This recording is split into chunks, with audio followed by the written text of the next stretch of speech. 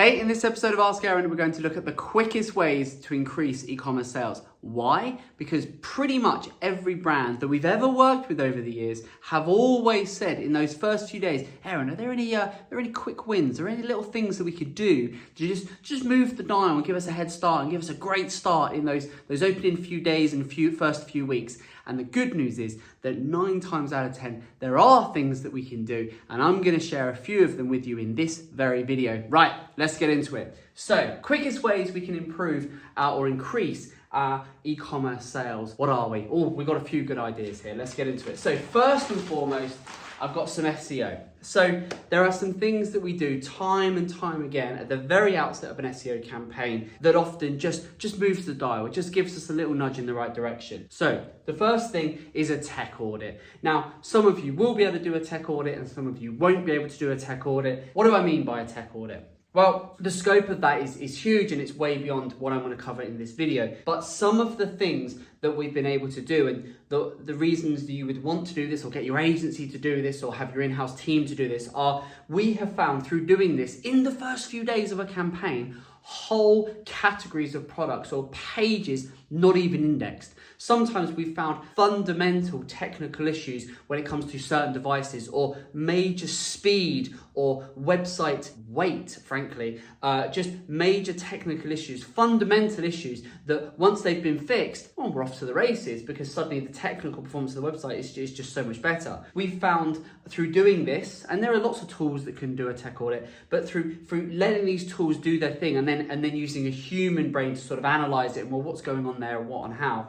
Through doing this, we've been able to find major user experience issues that we've been able to address. We've found whole visibility issues through doing this once or twice, we've found whole websites that have had robots.txt files, which gets a little bit technical, but essentially websites have been blocking search engines from crawling or whole pages of categories have not been indexed because they've been blocked. And there's loads of technical stuff that if you just don't do this periodically, and when we've taken over an account from other agencies, we've run this and we're like, okay, you're just completely shackling yourself and so we've been able to just do this stuff. So I can't tell you all the possible things that you could find in this because frankly, there are too many possible things. There's a couple of examples of some of the things we found, but in just doing a technical audit and seeing what it presents, and if it might just be some basic stuff and there's nothing major there, fine, great, move on. But sometimes, more often than you would think, it'll throw up like 1 or 2 things and you think, wow, okay, I can just fix that.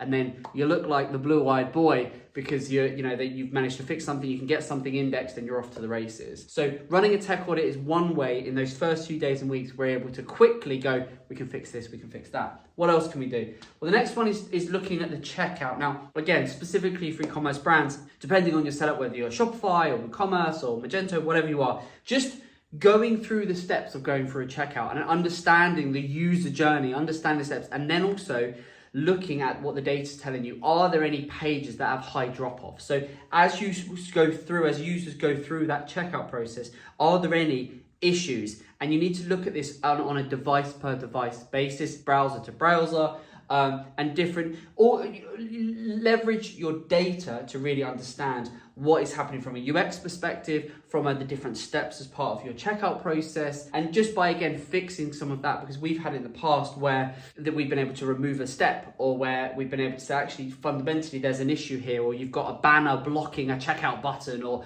there's different things that just by going through this on a device. But so every single client we work with, we make a point of putting a test transaction through because we want to understand what are the steps someone's got to go through. Are there any issues there from a user experience perspective that is just blocking that or hampering that or making it more difficult? It sounds kind of basic. You would assume you already have all this sorted, but when was the last time it was actually checked? When was the last time you actually made a purchase as if you were a customer? Just going through that, you sort of go, I didn't realize that was there, or oh, that button you can't see it, or this is overlapping it, or that's not right, or this isn't how it was meant to be, or oh, that offer or call to action or upsell, cross-sell shouldn't be there anymore. Just going through those steps, you can often find things and fix things, and that's been one of the ways. Because if you can just remove an issue with a checkout, suddenly it makes it that much easier for people to buy the product. You increase your conversion rate, you're off to the races. Very easy to do this stuff. It's so simple. And the third one is, and these are all things that we do week one. You know, we sort of going, oh, we found something, and you just, you know, you fix something, or,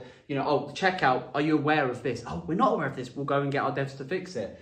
The third thing, content consolidation. Now, again, what we mean by this is essentially what we mean by this is we'll look at all of the content on the website, so all of the products, all the categories, all the blogs, etc. And we'll look at what the data is telling us in terms of how visible of this are.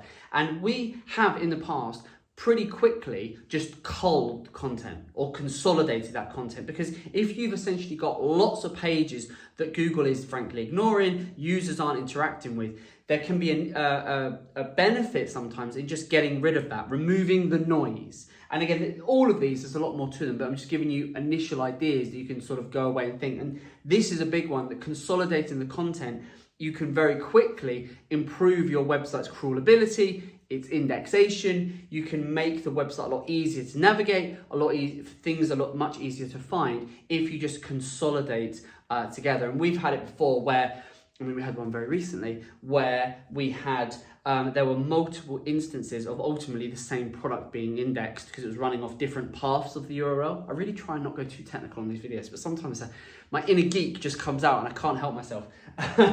But the content consolidation is, we were able to just very quickly, like I'm talking week one, we were able to go, are you aware that you have essentially two versions or I think it was three versions of the same page, the same product being indexed? Really? Have we? No? Wow, okay. So just by then going, well, let's canonicalize back to one of them, we were able to clean up, and we saw almost an instant boost in terms of Google was just clearer on, okay, that is the default over there. And then there's so much, canonicalization, sitemap, optimize, there's so many other things that you cover, but those are three that are very top of mind because they are three things that we have done very recently, I'm talking in the last few weeks, that have given, for new clients we've taken on, we've started to partner with, that instant boost very, very quickly into their campaign. And it's been a real shot in the arm. And it's and then it's part of it, it's that first step on the road to that. Then we go, you go deep into the tech, you really look at the whole website in terms of the user experience and how users are navigating it. And then you really go deep into the content. But those are just three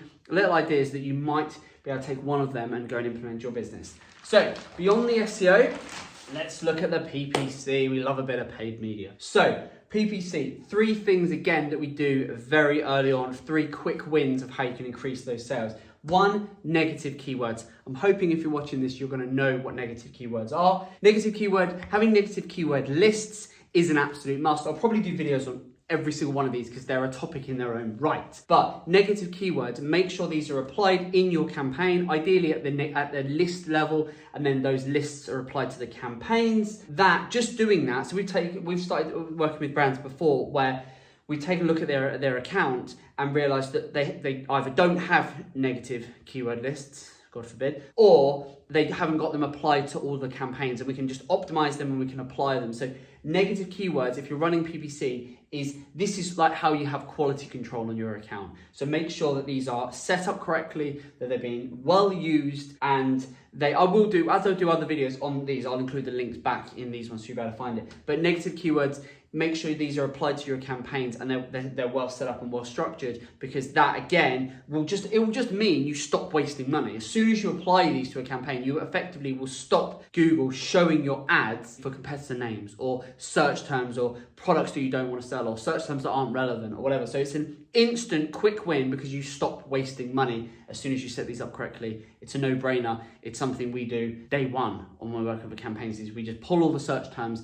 from the last 6-12 months, analyze the data, create a master keyword list, apply it to all the campaigns, and then from that moment onwards, we know we're not bringing in that same amount of irrelevant traffic and so on. What else can we do? Another huge quick win is around conversion tracking. Again, this is a huge topic in its own right, but one of the quick ways that we've been able to really transform paid accounts we've started working with is looking at what are we feeding the algorithm in telling the Google this is a conversion. The horror stories I could share, the number of times I have seen that conversions are just being set up at to use the default account level that are being imported from Google Analytics, and it's tracking a phone call or a page view, getting directions, or all of these random, which are all default conversions. But unless you set the thing up correctly and you exclude and you include only the conversions that you genuinely have a commercial value to your brand, if you don't set this up, you can have campaigns that are set up for conversion tracking, but if you don't exclude the ones that are irrelevant and say, no, if someone, wants to ask for directions, or someone wants to pick up the phone, or someone wants to submit this, or someone wants to, even if you're e-commerce, if someone wants to just, add something to a basket, or, visit the checkout page, not necessarily do you want that as a conversion, because if you do, Google is going to go and optimize for more of those people. Now, if we consider 1 in 20 or 1 in 30 or 1 in 50 that add something to your basket might actually buy, good in the one sense of it's optimizing for that, but if it's optimizing for the add to basket conversion and not the actual purchase conversion, you're potentially feeding Google, the algorithm, the wrong thing, and it will go and optimize for more of that when actually you want the purchase. So, there are lots of variables with all of this, because if you don't get enough conversions, then you might have to look at that and so on and so forth. But just being clear on, right, we have our campaign set up, and what are we tracking as a conversion can make sure, and we've been able to do that by just culling. So we've gone into campaigns where they've had 10, 15 conversion-based goals, and we've looked at them and gone, well, commercially, only that one and that one really makes sense to your business, so should we just turn off the rest? Yes, let's do that. Instant, we've just improved the account because we're now feeding the algorithm the right kinds of conversions. Third one, shopping feed optimization. Now, again, massive topic in its own right, but just ensuring that your shopping feed via Merchant Center, if you're running Google Shopping as this is set up correctly, that your products are valid, and that the basic optimization, you are using custom labels, that your default title, because when you import your shopping feed, your title can use the title of your product on your website, but more often than not, it shouldn't, and it will do better if you customize it. You add in some variables. Look at me getting really technical when I'm trying not to get technical, but you have to add in, you can make your title and your description and all of those other elements that feed into a shopping feed, your custom labels and so on. You can use these to just instantly improve your shopping feed. And we, again, gone in day one into a lot of our e-commerce clients are doing a lot of shopping. So we go in straight away, we pull off a CSV, we look at the data, we say, well, how is this optimized? And we go, okay, well, it doesn't actually say, because, and I'll give you a little sort of Brucey bonus on this one, is more often than not, your products, the title of your products, when you're on your website, don't actually say what the product is, because you don't need to, because they're on the product page and they're viewing the product, and so that it's more descriptive terms about the product. Whereas in Google Shopping, you actually sometimes do need to say, and the amount of feeds we've looked at and we've gone, okay, well, it's great because it has the color and the size and the this and the that, but it doesn't actually say what it is. So Google isn't actually sure where it is. I can tell you some stories. And so you can go in, you can optimize that, and you can really leverage it. Then you've got your custom labels and various other bits and bobs. So those are just a few things on the PPC front. As I say, I'll be doing more videos where I can go into each of these, but that is just half a dozen examples of things that you can do. Some you might be able to do, and you might be watching this going, I haven't got a clue how I would do that.